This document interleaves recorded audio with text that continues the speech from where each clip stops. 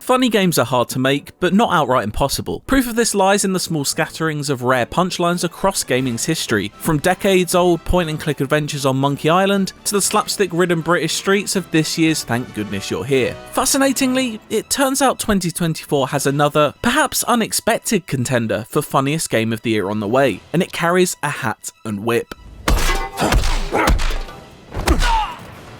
That little guy packed a punch. Indiana Jones and the Great Circle stirred up several different feelings within me over the 2 or so hours I played at a recent preview event. The violent thrill of combat, the brain-tingling joy of solving ancient puzzles. I even felt a lump in my throat upon hearing the instantly recognisable notes of John Williams' Marion's theme as Indy discovered a note from his now distant love interest. I love Indiana Jones, okay? But the overriding thing I did when playing was grin with childlike amusement. The Great Circle delivers physical comedy on par with the Hitman series, and it looks set to be a worthy successor to IO's World of Assassination trilogy when it comes to creating laughs through gameplay. There's a moment in Indiana Jones and the Last Crusade when an overconfident Harrison Ford turns to his on-screen father, played by Sean Connery, to calm his fears about an incoming Nazi tank. "Dad, we're well out of range," he says. Why am I saying the line? Here's the clip. Dad, we're well out of range.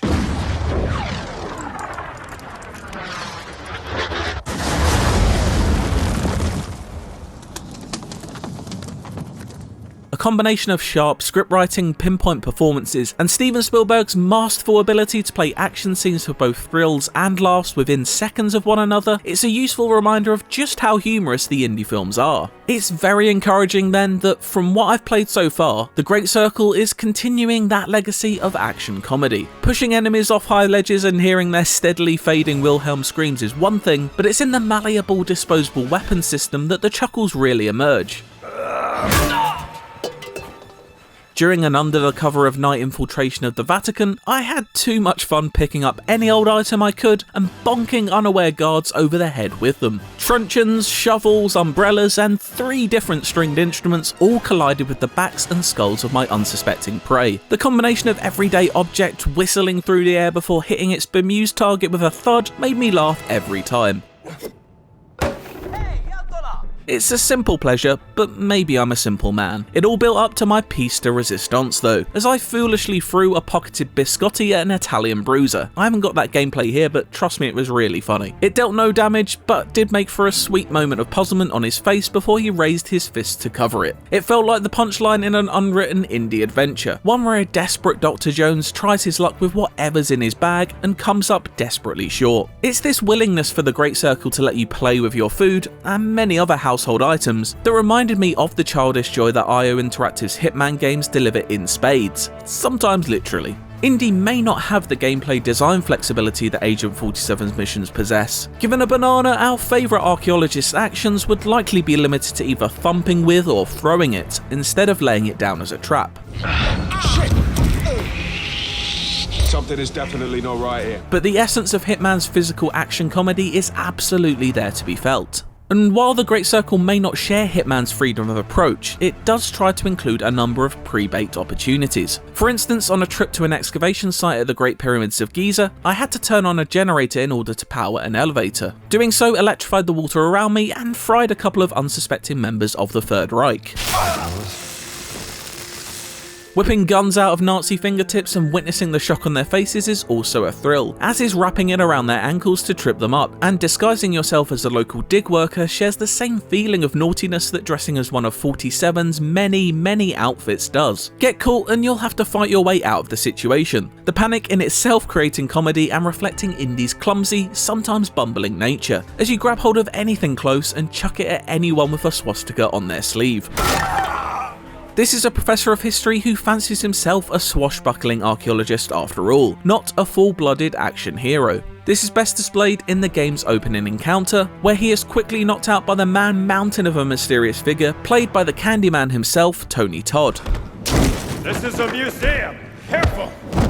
This rough and tumble is really what I've enjoyed about the Great Circle's combat and general approach to enemy encounters so far. You'd maybe imagine something a lot closer to Uncharted, with vast swathes of battle between the archaeological finds, but in reality, only shot a gun twice in over 2 hours. Developer Machine Games' level design encourages you to survey the arena and find a smarter, or potentially funnier solution to each action puzzle. It's far more fitting for the character and what we've seen from him on screen for over 5 decades now.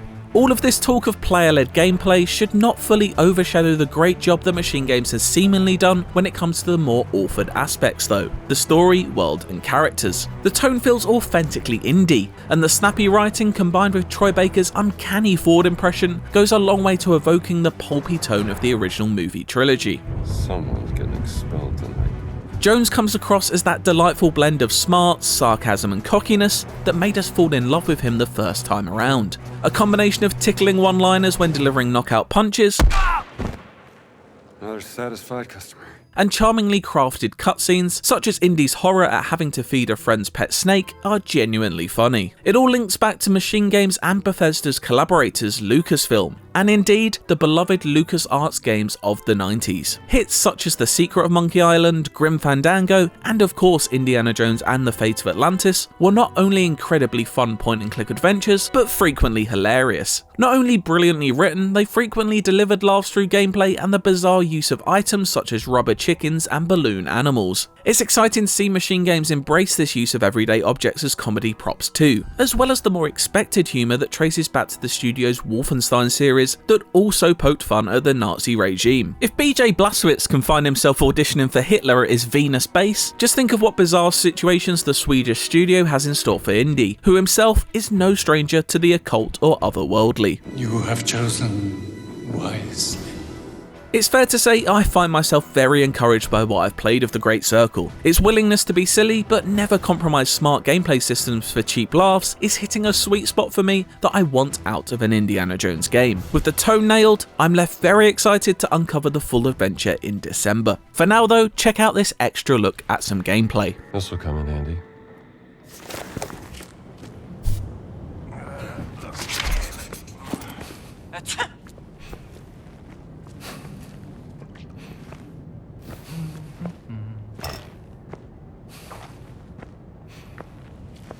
Don't turn around.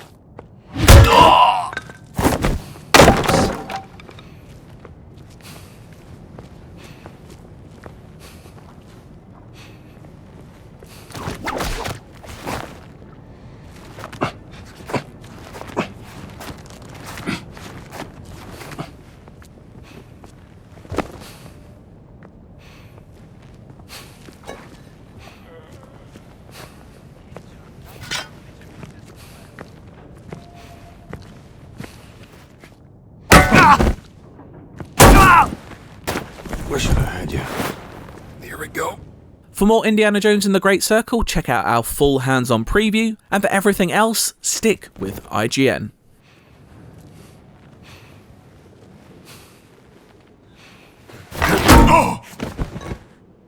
That'll do it.